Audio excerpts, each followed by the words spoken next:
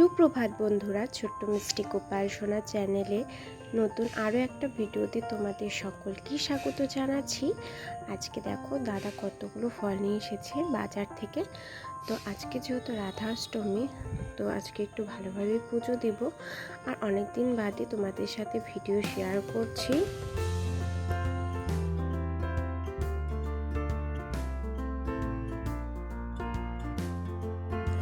দেখো আমার গোপু সোনাকে জাগিয়ে দিলাম আর অন্যান্য ঠাকুরকে জাগিয়ে দিলাম, আর ওদিকে বাসনগুলো ধুয়ে নিয়ে এসেছি।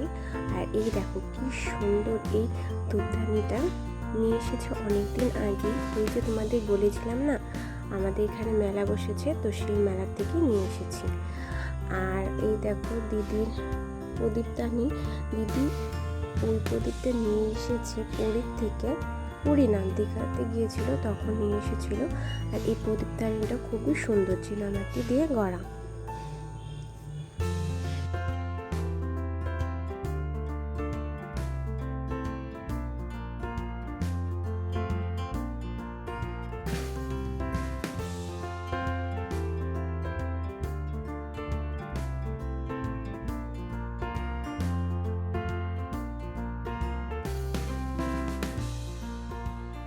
অনেক ফলই নিয়ে এসেছি, কিন্তু এতগুলো দিয়ে আজকে আর পুজো দেবো না, কিছুটা দিয়ে পুজো দেব। তো ফলগুলো রেখে দিচ্ছি।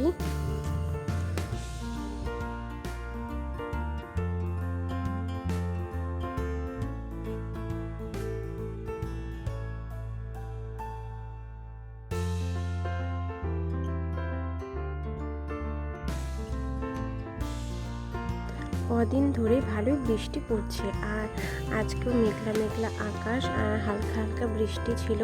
তো দেখো গোপু সোনাকে অল্প জল দিয়ে স্নান করিয়ে নিলাম। আর এই সুন্দর লাল হলুদ জামাটা কিনেছিলাম জন্মাষ্টমীর সময়।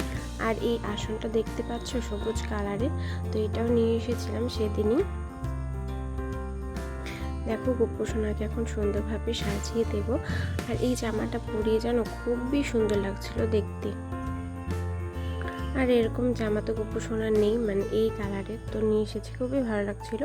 আর এই দেখো মা কতগুলো ফুল তুলে দিয়েছে। আর হলুদ ফুল তো তোমরা জানোই গোপু সোনার খুবই পছন্দের।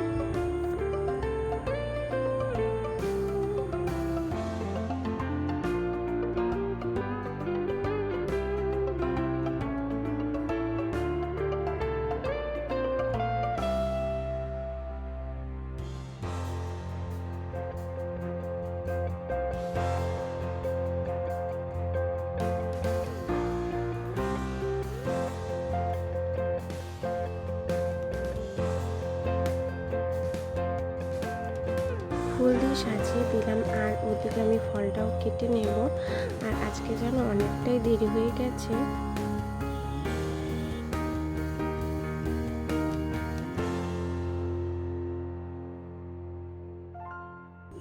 আগের বারও জন্মাষ্টমী আমি করতে পারিনি, আর এই বছরও করতে পারলাম না। এই বছর মাই করেছিল জন্মাষ্টমীর পুজো, তো সেই ভিডিওটাও তোমাদের সাথে আর শেয়ার করা হয়নি, খুব ব্যস্ততায় ছিলাম সেদিন। তো দেখো এদিকে ফলগুলো কেটে নিলাম আর সব ঠাকুরকে এখন অর্পণ করে দিচ্ছি।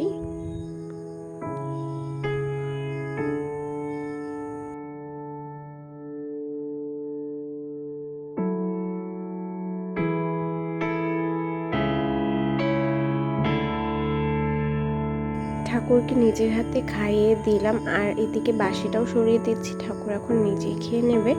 তো আজকে ভিডিওটি তোমাদের কেমন লাগলো জানিও বন্ধুরা, দেখা হবে নেক্সট ভিডিওতে।